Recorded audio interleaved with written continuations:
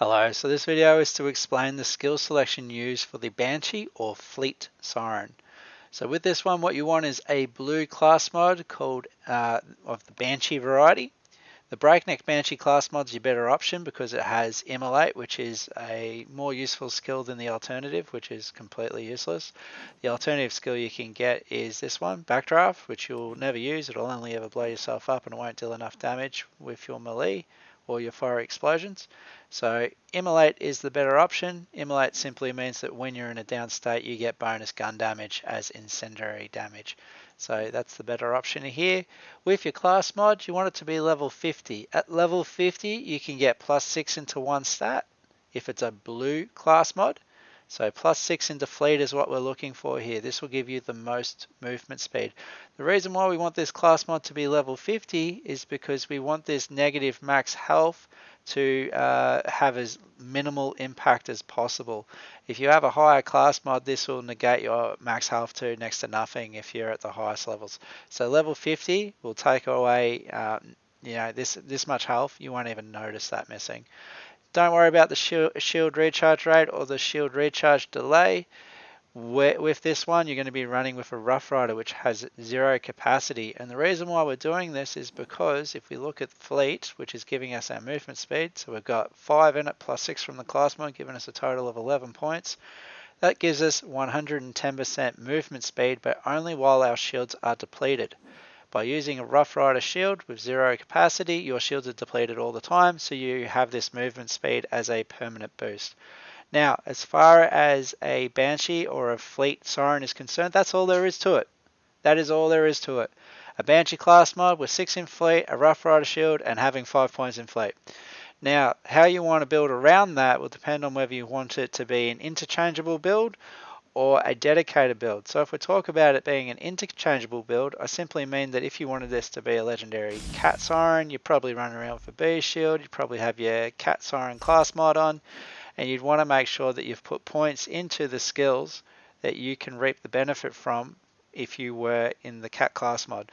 If I was to do that, I would have 5 points in ward because I plan on using the B shield a lot of the time, so that's recharging sooner and quicker. So if you want it to be interchangeable, you take a build that you like, you put everything into that build, but you just don't forget to put those 5 points into fleet, because when you want that movement speed, you simply swap to your Banshee class mod, swap to your Rough Rider shield. I want to call it a Reuter, mental fart there, but that's alright. The Rough Rider shield, so you can get your movement speed while those two things are equipped, run to where you want to be, and then when you're there, swap back to your class mod, swap back to your B shield, deal your damage, and so on. But if you don't want to be jumping in and out of swapping your equipment, that's where you probably want to go more into a dedicated build. So what I'm going to show you here is that if you wanted to use this Banshee class mod 100% of the time, this is how I would do it. So there are 3 parts to this.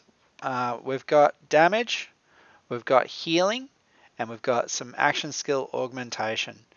So with the damage, if we start there, you're going to want 5 points in Mind's Eye, 5 points in Wreck, 5 points in Accelerate, and 5 points in Reaper. These skills will increase your damage. So you've got Accelerate will increase your gun damage, Wreck will increase your gun damage in your fire rate while you have a target phase locked, and Reaper will increase your gun damage when the enemy is below 50% hit points. The other skill is Cloud Kill. This is a really useful skill. It actually does chunk enemy health really well. So those skills will increase your damage. As far as staying alive is concerned, you could also say chain reaction, but we'll get to that one. But staying alive, I've actually have not put any points into Sweet Release, and this is because the healing orbs don't move that fast. You will actually move faster than the healing orbs, so they won't catch up to you while you're moving. You would have to stop or run towards the healing orbs in order to receive their benefit. It is a good skill to have. I simply have not done it because I've decided to build it a little bit differently. So it's all about your own preferences. If you want it, you just got to be mindful you will outrun these healing orbs. So what I've done instead is use Elated, so I get 5% of my max health per second while an enemy is phase locked. And I've also got Life Tap here. So once I get a kill, percentage of my damage will heal me, and it's from all sources. So guns, grenades, other skills, all those skills will heal me. And although it's 6%, if that enemy is slagged, it will be higher. So there's two other skills that will support life tap here. We've got recompense. So when you take health damage, which we have the Rough Rider shield, so we're only ever going to take health damage, we have a 50% chance that we will hurt the attacker for the same amount of damage that they deal to us. We're going to heal back 6% of that. If they're slagged, then we're looking at healing 18% of that damage. So that will mitigate some of the damage there. The other one here is kinetic reflection, which is also a kill skill. So while life tap is active, this will be active at the same time. We will deflect 100% of the bullets that are shot towards us. They will deal 100% damage back to enemies. We will take 50% reduced damage at this time, and we'll also heal for the damage dealt through the skill because of life tap. So if we have them slagged, that's going to be 300% gun damage that we're healing from, and it also means that we're only taking half damage from all sources. So life tap, recompense, and kinetic reflection will keep you alive while the kill skills are active. It's only while the kill skills are active, which is why having that damage there is really important to make this work. If you're not killing enemies and you're not getting these kill skills activating, then you're not getting any healing spec this way. The 5% per second here is good, but it won't keep up with the incoming damage. So that's where you're probably better off using Sweet Release if you don't want to go down this track. Now, because you've got to the bottom of this skill tree, we've also got a point in Scorn. Something to talk about with Scorn is that you will run faster than this projectile. So when you're using Scorn, never run forward in a straight line while casting it, because you'll actually run past the Scorn and you'll slag yourself. It'll explode on you and you'll end up slagging yourself. So Scorn's better used if you're strafing or running backwards. It's not 100% reliable, but it will slag groups of enemies relatively well. I reckon it's probably got like an 80% chance of succeeding. Sometimes it just won't touch things if they're too close or whatever. So it's a little bit of an unpredictable skill. A better one would be Ruin. So if you don't want to go down through life tap, maybe go to Ruin instead and don't worry about Scorn at all. That's another option that you have here. Now with the action skill augmentation, you've got suspension, so you can hold them for longer, 2.5 seconds. Also have thought lock, because that'll also extend the phase lock duration by 4 seconds. We've got converge, pull everything together. If you do that, throw Scorn over their heads to slag them all, and then you can nuke them with AoE weapons. If you again go the ruin option, which is probably the better option, it will suck them in and slag them, and then you can just AoE them without having to worry about slag. Quicken, so you can use the action skill more often, and this is supported by a relic that also increases your cooldown reduction. So you can use your ultimate ability as often as you can, and instead of just phase locking things, we're going to be thought locking things, which is really useful as well, because when you mind control an enemy, they stop shooting you and everybody else seems to turn on them. So they'll take a lot of the incoming damage away from you so that you can stay alive, because that duration is lasting, what are we up to? The duration is 13 seconds plus 2.5 plus 4. So we're talking about 19.5 seconds, almost 20 seconds, and we're healing 5% of our health all the time. That's why we're using Thought Lock. When I Thought Lock an enemy, I tend not to nuke them so much. I worry about the other enemies instead. But if you wanted to nuke the target that you're phase locking, then again, look at getting maybe Sweet Release instead.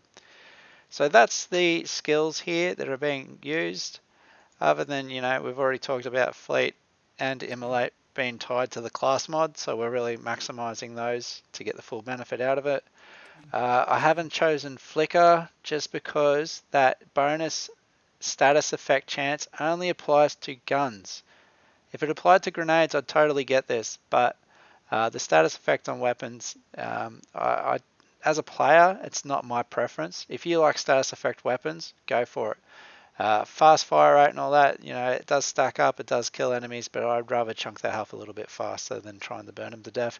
If you're playing on the community mod, you'll probably look at this skill as being a useful skill, maybe even more useful than Immolate, because Immolate, you don't want to be, you actually don't want to need to activate this skill. You want to not go down into fight for your life. So if you can avoid that and avoid using the skill, maybe Flicker would be a better option there. Avoid Helios, the damage doesn't scale very well with this ability. Backdraft, same thing. Blight Phoenix, same thing. So at the end of the day, you've only got between these two skills to choose between. If you want to get to Ruin, you're going to have to get both of these skills. You can see I'm 5 points off. So, which if you did that, you'd lose 5 points from this tree, would probably be your best option, as most of these skills are useful. Look, I think you're either going to go Scorn or Ruin. You don't need both of those abilities. Thought Lock's probably still the better option between those. So you'd probably lose your ability to get Life Tap, in which case I'd probably move Elated to Sweet Release. Actually, you could probably then move Recompense and Kinetic Reflection. Kinetic Reflection, the damage reduction there might still be good, but you won't be healing from these abilities. So that's not going to do much damage. It's just dealing damage so you can heal from it. So if you were going to take points out of this tree, you would have these 5 points to spend somewhere else as well. Anyway, that's the dedicated build explained. Hopefully it makes sense to you. Basically, to deal damage using a grenade that does some pretty good status effect damage when it triggers, because the Firestorm has a number of projectiles and multiple chances that will actually trigger. Unkempt Herald's always a good option. Having a reliable weapon to slag with is really good. The good thing about the Banbury Snider, even though it's a purple weapon, is that it has a small explosive radius, so it can slag multiple enemies at the same time. And having a Moxie weapon can give you some additional healing while you're waiting for your next phase lock to activate. Build does struggle a little bit in situations where you have nothing to phase lock, but it's not power, it's speed. So you're losing one of those things. It still has enough power to hold its own, but that's where the interchangeable option is probably a better way to go about things, because then you can get the power by just swapping into it. Anyway, hope you enjoy it. Give it a go. It will accelerate your gameplay and hopefully lead to a little bit more excitement because of that additional speed. Enjoy.